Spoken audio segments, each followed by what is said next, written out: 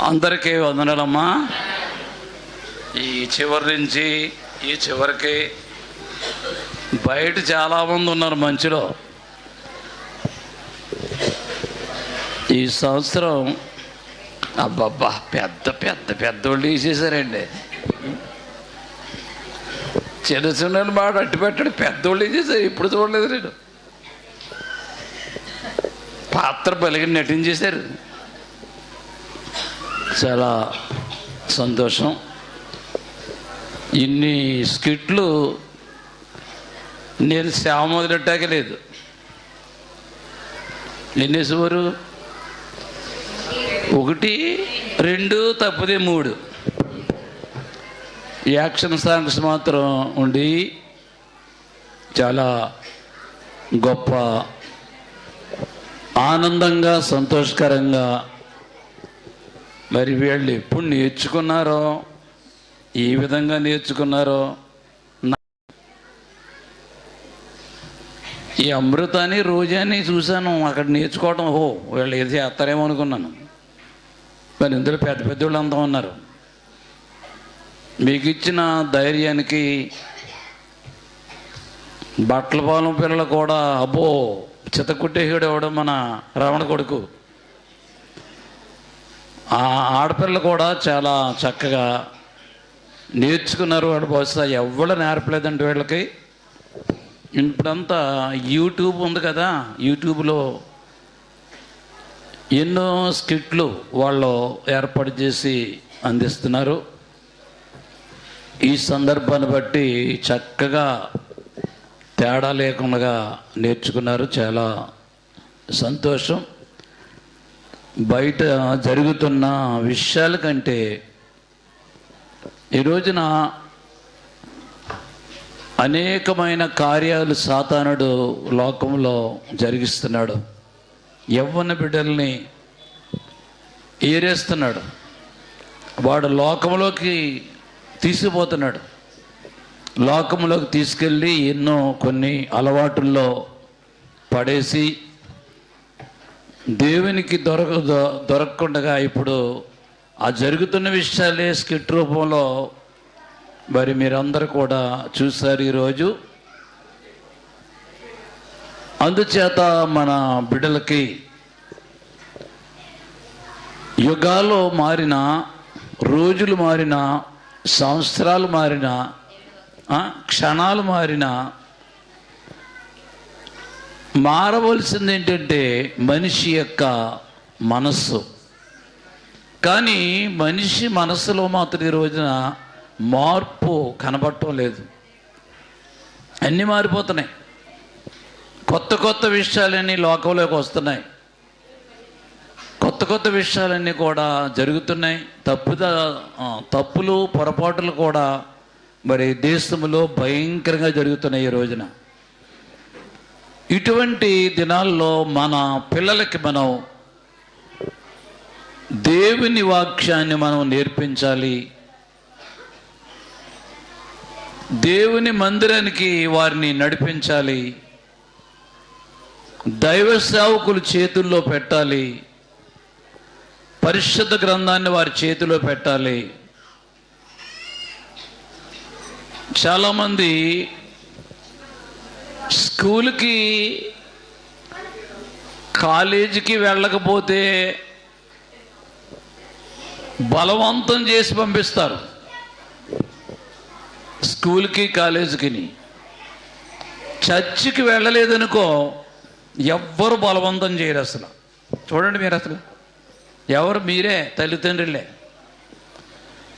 చర్చికి వెళ్ళకపోతే బలవంతం చేసి 2 వాయించి చర్చికి తీసుకురారు.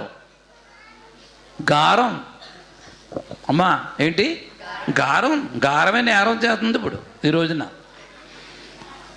వాడు స్కూల్కి వెళ్ళలేదంటే మాత్రం చూపుచ్చుకుంటారో, వాయింతారో, ఏడ్చుకుంటా బండి మీద తీసుకుపోతారో, ఏడిపించుకుంటా సైకిల్ మీద తీసుకుపోతారో. ఇలాంటి వాళ్ళు ఈ రాత్రి ఈ స్కిట్స్ని బట్టి మీరు చాలా గుణపాఠం నేర్చుకోవాలి. దేవుని స్తోత్రం. మీరు చాలామంది తల్లులు మీకు పిల్లలు, కుమారులు, కుమార్తెలు ఉన్నారు. కానీ చర్చికి అందరూ రావట్లేదు. కొద్దిమంది బిడ్డలు ఇదిగో ఎదురున్నారు, ఈ పక్కన ఉన్నారు. ఈ బిడ్డలు ప్రతిరోజు చర్చిలో కనపడతారు ఆదివారం. మీకు కలిగిన పిల్లలందరూ నిజంగా చర్చిలో ఉన్నారనుకో, ఎన్నో విషయాలు వాళ్ళు నేర్చుకుంటారు, చాలా విషయాలు నేర్చుకుంటారు. నీకు మంచి పేరు కూడా ఇస్తారు వాళ్ళు. తల్లికి తగిన కుమార్తెగా కుమారుడిగా, తండ్రికి తగిన కుమారుడిగా కుమార్తెగా దేవుడు వాళ్ళని తీరుస్తాడు, తయారు చేస్తాడు, సిద్ధపరుస్తాడు. చదువు చెడ్డని నేను చెప్పట్లేదు, చదువు మంచిదే, అన్ని సబ్జెక్టులు నేర్పించడం మంచిదే.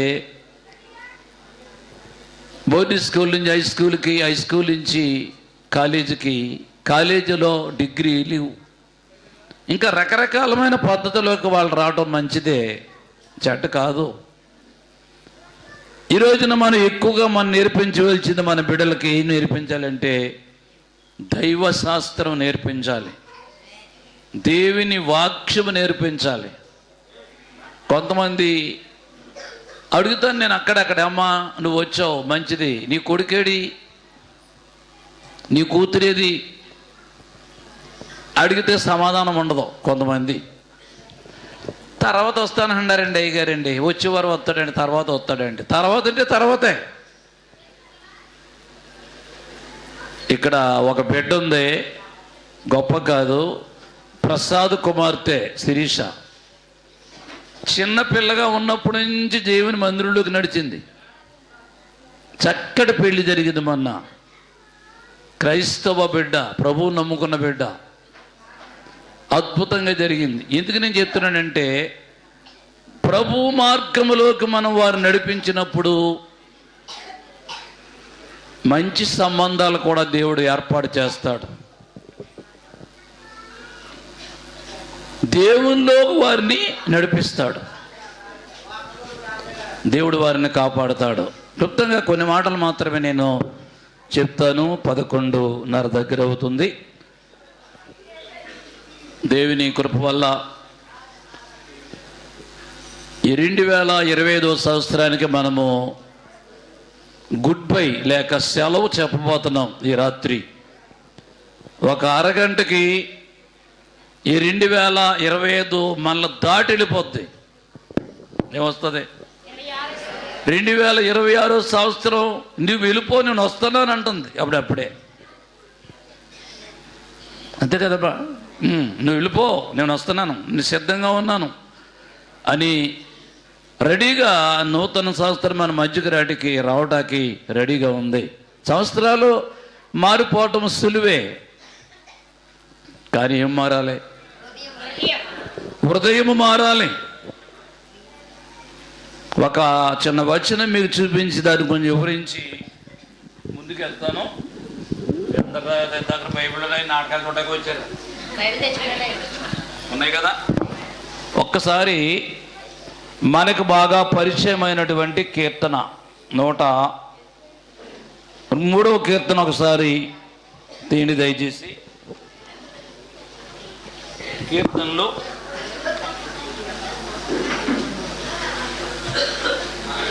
103 5వ వచనం. పక్షిరాజు యవ్వనము వలె నీ యవ్వనము క్రొత్త తగునట్లు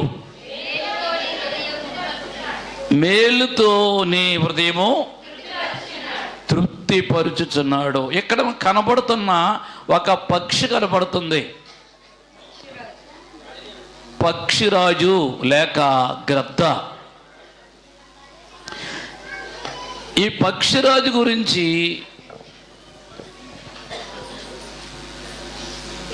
పరిశుద్ధ గ్రంథంలో చాలా చోట్ల చాలా విషయాలు రాసిపెట్టాడు దేవుడు. పక్షిరాజుకి 2 యవ్వనాలు విన్నారా? పక్షిరాజుకి 2 యవ్వనాలు, మనందరికీ ఒక్కటే యవ్వనం. ఈ మాటలు చాలా జాగ్రత్తగా రాలిపోయి త్వరగా ముగిస్తాను. మనకి మనిషికి యవ్వనం ఒక్కటే, కానీ పక్షిరాజుకి 2 యవ్వనాలు. చెప్తానేంటో. దగ్గర దగ్గర 100 సంవత్సరాల ఆయుస్సు పక్షిరాజుకి. చెప్పండి ఎంత? 100 సంవత్సరాల ఆయుస్సు పక్షిరాజుకి. అయితే మనిషి ఆయుష్ ఎంత? 70. అధిక బలం ఉంటే 80. అది కూడా కరెక్ట్ లేదు ఇప్పుడు. అది కూడా చెప్పుకోవాలంటే మనిషికి ఉన్న వ్యసనాలను బట్టి, ఈ మందుని బట్టి, త్రాగుని బట్టి, రకరకాల పద్ధతులను బట్టి 40కి వచ్చేసాయి. కొంతమందికి 50కి వచ్చేసాయి. 60 ఏళ్ళు బతికే వాళ్ళు కూడా ఈరోజు లేరు. కారణం ఏంటి? దేవుడు కాదు, మనిషే దానికి కారణం. ఇంకపోతే పక్షిరాజుకి 2 కంటి పాపలు ఉంటాయి. మనకు ఒకటే పాప. ప్రతి కంటికి 2 పాపలు ఉంటాయంట దానికి. అందుకే మనము ఎదురున్న వాళ్ళే కనబడతారు మనకి. ఆ పక్క ఉన్న వాళ్ళు ఎలా చూడాలి, అప్పుడు కానీ కనపడరాళ్ళు. కానీ పక్షిరాజుకి దేవుడిచ్చిన జ్ఞానం ఎలాంటిదంటే, వెనకాల ఏమొస్తుందో దానికి తెలిసిపోద్ది, ఈ పక్కన ఏమొస్తుందో తెలిసిపోద్ది దానికి. ఎందుకంటే 2 కంటి పాపలు ఉన్నాయి దానికి. ఎంత ఆశ్చర్యం! మనిషి కంటే జ్ఞానము కలిగింది పక్షిరాజు. 2 యవ్వనాలు. చెప్తాను ఎలాగో మీకు. అది 30 సంవత్సరాల వయసు వచ్చిన తరువాత చాలా కష్టం అనిపిస్తుంది అది. ఎందుకు చెప్పనా? దాని యవ్వనము నూతనం అవటానికి చాలా ప్రయత్నాలు చేస్తుంది అది. ఏంటో చెప్తాను. దాన్ని ఏమంటారు, దాన్ని ముక్కు, పక్షిరాజు ముక్కు ఎత్తైన స్థలానికి వెళ్ళి బలంగా కొడుతుందంట. గట్టిగా కొడుతుంటే ఆ ముక్కు కదిలిపోయి దాని అమ్మట బ్లడ్ వచ్చేద్ది బయటికి. 3 మాసాలు తిండి తింటాకి ఆ నోరు దానికి పనిచేయదు. పాత ఏకలు రాల్చేస్తుంది, రెక్కలు కూడా రాల్చేస్తుంది. ఆ టైంలో గుంపులో ఉండదు అది, ఎక్కడికో పైకి వెళ్ళిపోద్దంట. ఇతర పక్షులు వచ్చి దానికి ఏం చేస్తాయంటే ఆహారం పెడతాయి. ఈ విధంగా కొన్ని మాసాలు కష్టం అనిపిస్తుంది. ఏది? పక్షిరాజు, గ్రద్ద. ఆ తరువాత దానికి ఒక రకమైన నూతనమైన యవ్వనం ఇస్తాడంటే దేవుడు దానికి. ఎలాగంటే అంతకుముందు 30 సంవత్సరాలు బ్రతికితే ఆ తరువాత ఇంకో 50 ఏళ్ళు బతుకుతుందంటే అది పక్షిరాజు.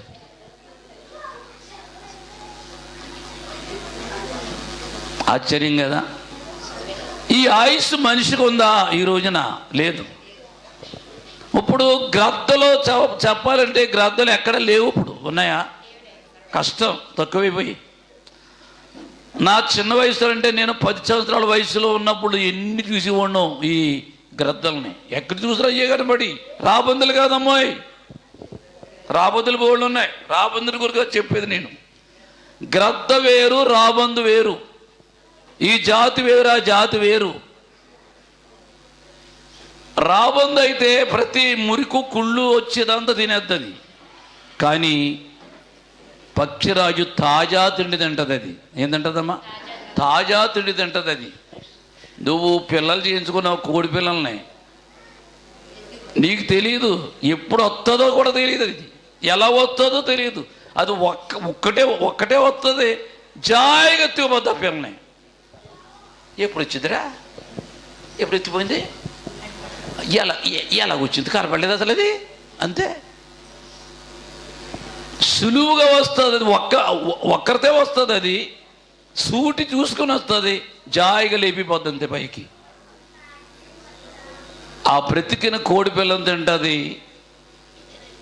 నీటిలో ఈదుతున్న చేపను ఎక్కడ తెలుసుకుంటుందో నీటిలో ఉన్నది అకస్మాత్తుగా లేపుకుపోద్ది, పైకి తినేస్తుంది. ఇందులో మనం నేర్చుకునే గుణపాఠం ఒకటి ఉంది. సోదరి,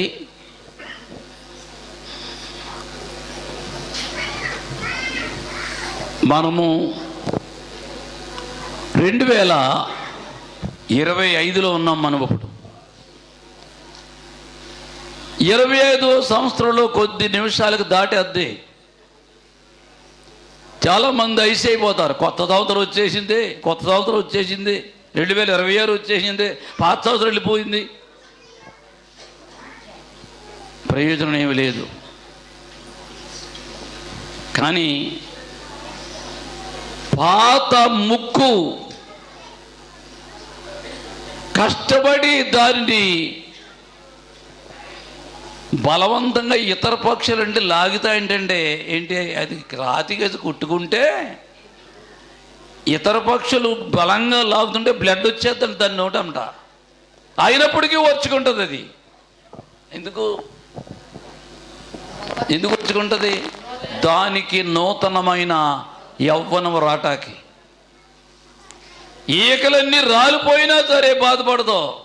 ఎందుకంటే నూతన యవ్వనం కోసం.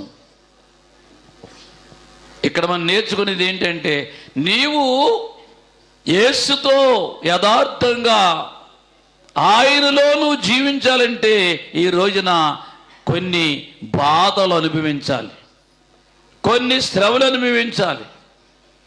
సంవత్సరం వచ్చేది ఐస్ అయిపోతే ప్రయోజనం ఏమీ లేదు మనకు అసలు. కొత్త సంవత్సరం వచ్చే ముందే నువ్వు తీర్మానం చేసుకోవాలి. ముందు ఈ తీర్మానం చేసుకుంటారు కానీ మర్చిపోతారు. ఈ సంవత్సరంలో ఎన్ని ఆరాధనలు ఎగ్గొట్టావు నువ్వు గమనించుకున్నావు సారి. ఎన్ని ఉపాసకోటాలు ఎగ్గొట్టావు నువ్వు. ఎన్నిసార్లు స్వస్థత బ్రదర్ రాకుండా ఇంటికడ సొంత పనుల్లో ఉన్నావు నువ్వు. ప్రార్థన మానేసి ఎన్నిసార్లు ప్రయాణాలు చేసావు బయటికి, ఇష్టం వచ్చినట్టు స్వేచ్ఛగాని, నాకు భయం లేదన్నట్టు. పాత ముక్కు ఓడ్చుకొని పడగొట్టుకోవడం అంటే అక్కడ దిద్దుబాటు చేసుకోవాలి. దేవునికి స్తోత్రం. ఇంకొక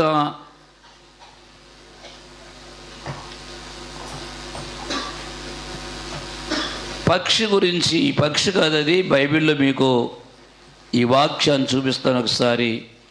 మనకు పరిచయమైనటువంటి వాక్యం ఆదికాండం 3వ అధ్యాయం.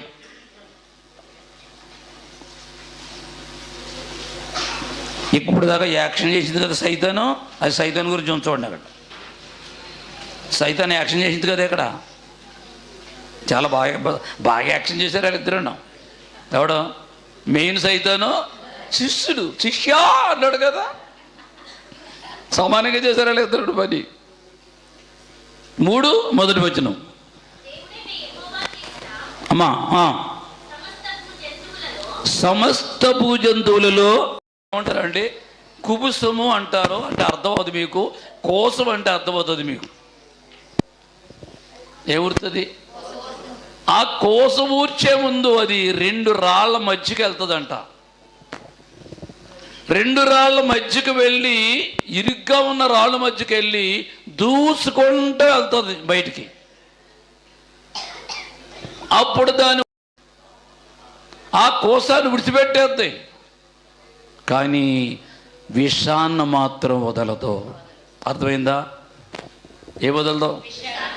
ఆ కోసాన్ని విడిచిపెట్టేద్దు, కానీ ఏం విడిచిపెట్టదో? విషం మాత్రం వదలదు. అంటే పగెట్టుకోవడం కానీ, కాటేయటం కానీ, కరవటం కానీ. ఇంకో సంగతి ఏంటంటే, సర్పాలకు 2 నాలుకలు ఉంటాయంటండి. అన్నీ ఓ నాలుకేమో బయటికి కనబడుతుంది, ఇంకో నాలుగేమో లోపల ఉంటుంది. 2 నాలుకలు. ఇలాగే కొంతమంది మామూలుగా ఇప్పుడు చూడండి, కొత్త సంవత్సరంలో వస్త్రాలు మారిపోతాయి, జోళ్ళు కూడా మారిపోతాయి. జోళ్ళు బంగారం కూడా మారిపోతుంది, కొత్త కొత్త బంగారం వేసుకుంటారు. మీరు కాదులే, కొంతమంది ఉంటారు. ఈ పాత సంస్థల్లో దొరుకున్న జోడేంట్రా, కొత్త జోడు కోరు మంచిది. ఈ వస్త్రాలు తీసి అవతల పడే, కొత్త బట్టలతో కట్టుకో. బాగుందా? ఈ రోజున మనిషికి పాము వలె విషం పోయిందా? కక్ష అనేది పోయిందా? అసూయ అనేది పోయిందా? స్వార్థం అనేది పోయిందా? లేదా అది విడిచిపెట్టరు. ఈ రోజున మనుషుడు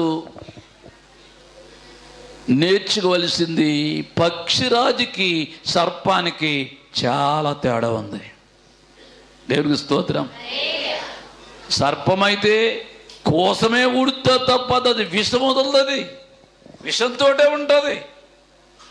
కొంతమంది గుడికి వెళ్తారు, వాక్యం చదివేతారు, పాటలు పాడేస్తారు, ముందుగా వెళ్ళి కూర్చుంటారు.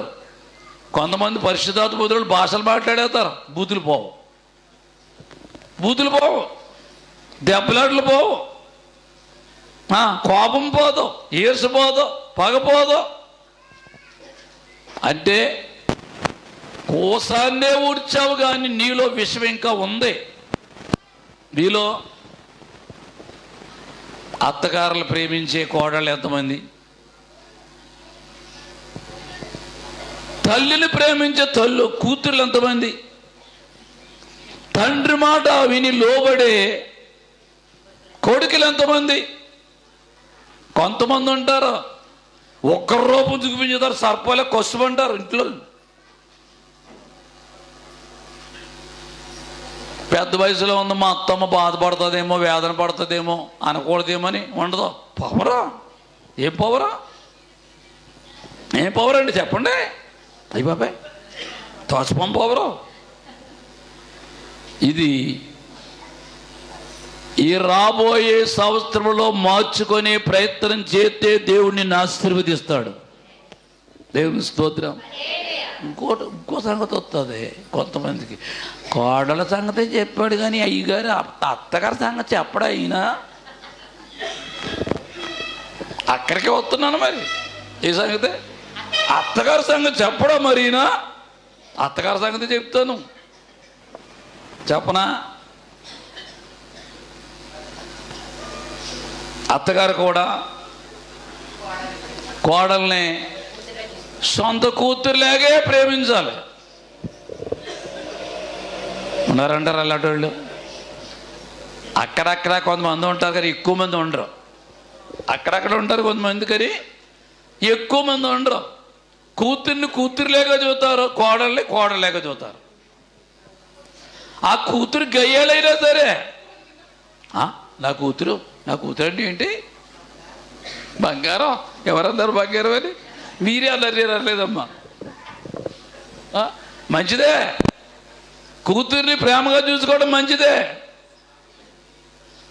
దేవుడు కూడా తప్పు అని, నేను కూడా తప్పు అన్నాం. కానీ కూతురి మీద నీకున్న ప్రేమే నీ కోళ్ళ మీద కూడా అదే ప్రేమ ఉండాలి. దేవుని స్తోత్రం. హల్లెలూయా. అందుచేత పక్షిరాజు అయితే పాత అవయవాలు మార్చేస్తుంది, యవ్వనం తెచ్చుకుంటుంది.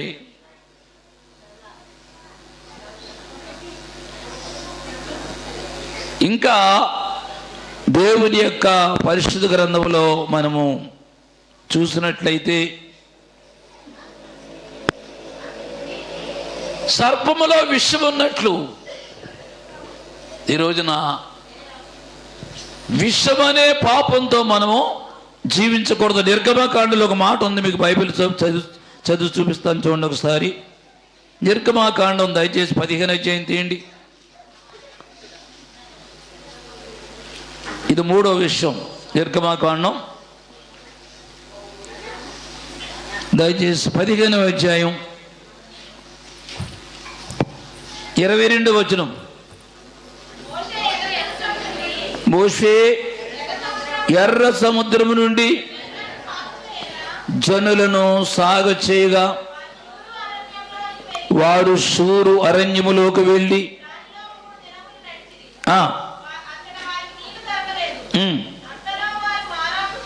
మారాకు చేరిరి. అమ్మా,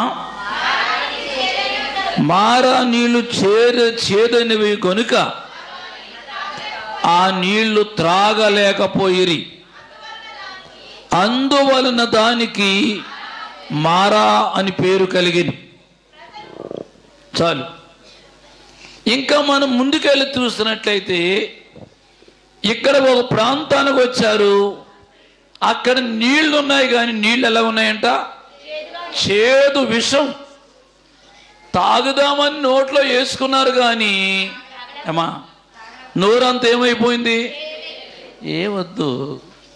ఉప్పు నీళ్ళ దగ్గరికి వెళ్ళి ఉప్పు నీళ్ళు నోట్లో వేసుకుంటే తాగుతాం మనం?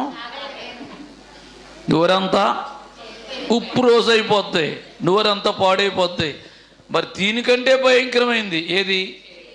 చేదు. ఈ చేదు దేనికి గుర్తో తెలుసా? పాపానికి చేదు గుర్తు. ఈ రోజున చేదు అనే పాపాన్ని మానవుడు త్రాగుతున్నాడు, బలవంతంగా త్రాగుతున్నాడు. నీళ్లు పాడైపోయాయి, స్వచ్ఛమైన నీళ్ళు కాదై. స్వచ్ఛమైన నీళ్ళైతే ఆరోగ్యం కలుగుతుంది. ఈ చేదు అనే ఈ నీళ్లు ఎవరు కూడా త్రాగలేరు, త్రాగడానికి ఇష్టపడరు. అప్పుడు మోషే గారు ఏం చేశాడు? విన్నారమ్మా? ప్రార్థన చేశాడు. మోషే ఏం చేశాడు? ప్రభువా, నీళ్లు ఉన్నాయి కానీ నాయన ఇక్కడ ఈ నీళ్లు చేదుగా ఉన్నాయి, త్రాగలేకపోతున్నారు అని ప్రార్థన చేసినప్పుడు దేవుడు ఒక చెట్టును చూపించాడు. ఏం చూపించాడమ్మా? ఒక చెట్టును చూపించాడు. ఆ చెట్టు కొమ్మ నరికి మోషే ఆ నీటిలో వేయి, నీళ్లు మధురంగా మారుతాయి, అందరు నీళ్లు త్రాగొచ్చు, ఎవరికి ఏ ఆపద ఉండదో. నిజంగా ఆయన ఎంత ప్రేమ జాలి దయగలిగిన దేవుడు అంటే, ఆ నరికిన చెట్టు కొమ్మ దీనికి అర్థం అవటానికి యెషయా గ్రంథం 53 మొదటి వచనం చదవండి ఒకసారి, ముగిస్తాను. ముందుకెళ్దాం. యెషయా గ్రంథం 53 మొదటి వచనం.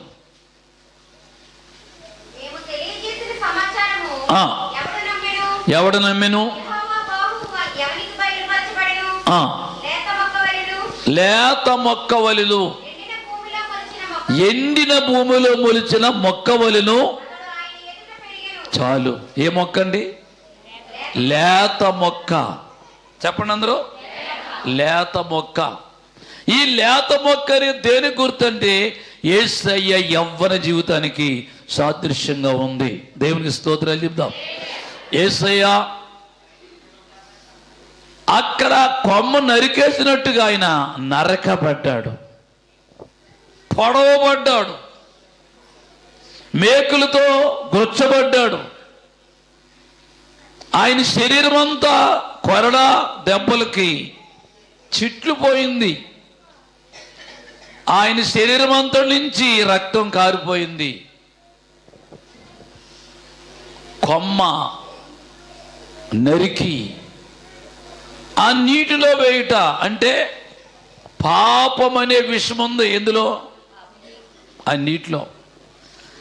ఎప్పుడైతే ఆ నరికిన కొమ్మను అందులో వేశారో ఆ యొక్క విషం ఏమైపోయింది? ఆ చేదు విరిగిపోయింది. చేతులెత్తి దేవునికి స్తోత్రాలు చెప్దాం. హల్లెలూయా. ఏమైపోయిందండి? చేదు విరిగిపోయింది. పాపమనే చేదును విరిచేది యేసయ్య రక్తం. దేవునికి స్తోత్రాలు చెప్దాం. పాపం ఏంటి? పాపం చెడ్డ చూపు పాపమే, అసూయ పాపమే, స్వార్థం పాపమే, కోపం పాపమే, బూతులు పాపమే, శపించడం పాపమే కదా. ఈ రోజున క్రైస్తవ పేరు మాత్రమే పెట్టుకుని చెప్పించుకునే వాళ్ళు ఎంతమంది లేరు, తిట్టే వాళ్ళు ఎంతమంది లేరు, భర్తను దూషించే వాళ్ళు ఎంతమంది లేరు? భార్యను కూడా దూషించి తిట్టి కొట్టేవాళ్ళు ఎంతమంది లేరు? అత్తమామలు శపించే వాళ్ళు ఎంతమంది లేరు? ఇదంతా ఏంటి? చేదు అనే పాపం. దేవుని స్తోత్రం. రక్షణ పొందిన వాళ్ళు ఈ చేదు ఉండకూడదు. ఇంతవరకు ఈ చేదు ఉండొద్దు నీకు. రాబోయే సంవత్సరమైన చేదును మార్చుకుంటావా అమ్మా? మార్చుకుందామా? చేదు లేకుండా యేసయ్య రక్తంతో కడగబడదామా? నేను ఎప్పుడో బాప్తిజం పొందేసానండి అయ్యగారు. ఎప్పుడో పొందేశానండి, 10 ఏళ్ళు అయిపోతుందండి. అలాగా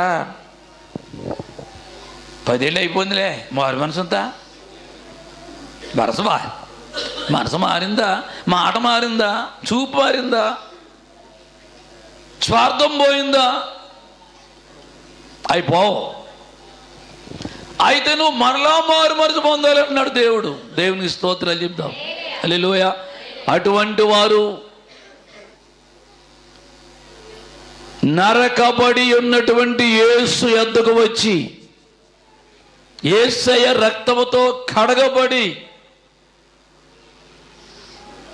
పాత స్వభావం నీకు ఇంకా మురికంటుకుంటే నువ్వు పశ్చాత్తాపం ఉంది, కన్నీళ్లు కాచి నాయనా ఈ సంవత్సరంలో చాలాసార్లు చర్చ మానేశాను, నేను చాలాసార్లు ప్రార్థన మానేశాను, నేను చాలాసార్లు బైబిల్ చదవటమే మానేశాను, నేను చాలాసార్లు ప్రార్థనే మానేశాను నేను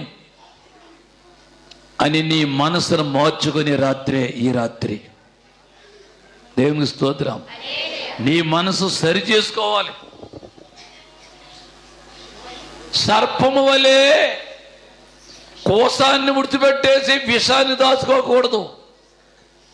పాపం అనే విషం భయంకరమైంది, భయంకరమైంది. దేవుని బిడ్డలారా, మాట చెప్పుకోవడం సులువే, మనస్సును మార్చుకోవటం చాలా ప్రయత్నం చేయాలి. కానీ అక్కడ ఎవరో పక్షిరాజుకి సర్పం సరిపోద్దా? ఇంకో సంగతి చెప్తాను. పక్షిరాజుకి సర్పానికి చాలా పోరాటం. దేనికి? పక్షిరాజుకి సర్పానికి చాలా పోరాటం. ఆ సర్పం కనపడ్డదంటే ఈ పక్షిరాజు అసలు ఊరుకోదు, చంపి వరకు నిద్రపోదు అది. దేన్ని? సర్పాన్ని చంపి వరకు నిద్రపోదు అది. దాని చాలా కోపం. లొంగుతుందా? మరి బలమైన సర్పమే ఉందమ్మా, అది లోబడుతుందా? అది లొంగ తీయటకు పని చేస్తుంది. రెక్కల మీద ఇసుక వేసుకుని ఇసుక దెబ్బకి వెళ్ళి దాని కళ్ళరేసి కొడుతుంది ఇసుక ముందు. ఏది ఏది? పక్షిరాజు. అది పడ్డ వెంటనే దాని కళ్ళు కనబడి కొట్టుకుంటుంది. ఏది? సర్పం. ఆ టైంలో ఇదేం చేద్దంటే పదునైన దాన్ని ముట్టి, ముక్కు అంటారు కదమ్మా, ముక్కు చాలా, ఎప్పుడైనా చూసారు గత ముక్కు? చాలా సూదిగా ఉంటుంది. సూది కూడా అంత సూదిగా ఉండదు. దాంతో 2 కళ్ళు లాగేద్దంతే మొత్తం పూర్తిగా. ఆ తరువాత దాన్ని పొడిచి పొడిచి పొడిచి చంపేద్దు సర్పాన్ని. నీకు నాకు పోరాటం ఉంది. ఎవరితో? సాతానుతో. నువ్వు అలాగే పోరాడాలి. దేవుని స్తోత్రం. ఈ స్కిట్లు చూపించారు కదా మన వాళ్ళు, సినిమాలు చూపించేసింది, కొత్త కొత్త సినిమాలు చూపించేసింది. సినిమాలు చూసేసి లీలమైపోయింది బాబా అమ్మాయి. కానీ యేసు రక్షకుడు దగ్గరికి వచ్చి పొడి చేస్తుంటే ఆయనే తిన్నాడు. ఏంటి? దెబ్బలు. ఎవరిని? ఆయన కూతుర్ని పొడి చేస్తుంటే ఆయనే దెబ్బలు తిన్నాడు. దెబ్బలు తిన్న తరువాత వాడు దుష్టుడు పారిపోయాడు, తన బిడ్డని రక్షించుకున్నాడు. అందులో నటింది ఎవరో? నువ్వేనా? ఎదరికి వచ్చింది పిల్ల. నిజమే, యేసయ్య మన బాధలన్నీ కల్వరి శిలువలో భరించి, మన బాధ అంతా ఆయనే అనుభవించి, మన శిక్ష అంతా ఆయనే కల్వరి శిలువలో అనుభవించి మనల్ని నీతిమంతులుగా తీర్చాడు. దేవునికి స్తోత్రం. ఆయన బిడ్డలుగా మనల్ని తీర్చాడు. ఆయన ఆరాధన చేసే బిడ్డలుగా ఆయన మనల్ని తీర్చాడు. దేవునికి స్తోత్రం. వాక్యం ముగిస్తున్నాను. మనం నూతన సంవత్సరం ఎదుర్కొని టైం దగ్గర అవుతుంది. ఇంకా 5 నిమిషాలు మాత్రమే ఉంది. అంచేత ఆ నూతన సంవత్సరం ప్రవేశించే ముందు ఈ రాత్రి నువ్వు తీర్మానం చేసుకోవాలి. సర్పం వలె విషం నీలో ఉంటాకు వీల్లేదు. అమ్మా, సర్పానికి ఉన్న విషం నీలో ఉంటాకు వీల్లేదు. ఎన్ని యాసాలు మార్చినా, బట్టలు మార్చుకున్నా, ఏం మార్చినా మనసు మారకపోతే మనకు ప్రయోజనం ఏమీ లేదు. దేవుని స్తోత్రం. పక్షిరాజు అయితే బాధ, శ్రమ, కష్టం, ఈకులు లాగేసుకోవడం కష్టం కదా? ఏమంటే ముక్కు ఉడిది చేసేసి బలవంగా లాగేసుకోవడం కష్టం కదా? అవన్నీ కష్టం మీద అది భరించి భరించి భరించి నూతన యవ్వనాన్ని తెచ్చుకుంది. దేవుని స్తోత్రం. దేవుని బిడ్డ, ఈ రోజున పాత స్వభావాలు విడిచిపెట్టాలి. పాత కోపం, పాత ద్వేషం, పాత మత్సరం, పాత అసూయ, ఇటువంటివన్నీ కూడా మనం ఏం చేయాలి? పాతి పెట్టాలి, విడిచిపెట్టేయాలి.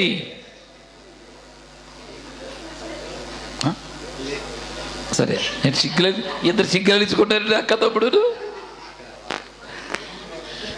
దేవుడికి స్తోత్రాలు చెబుదాం గట్టిగా. అందరూ బయట ఉన్నవాళ్ళు, లోపల ఉన్నవాళ్ళు స్తోత్రం చెప్పడం దేవుడికి.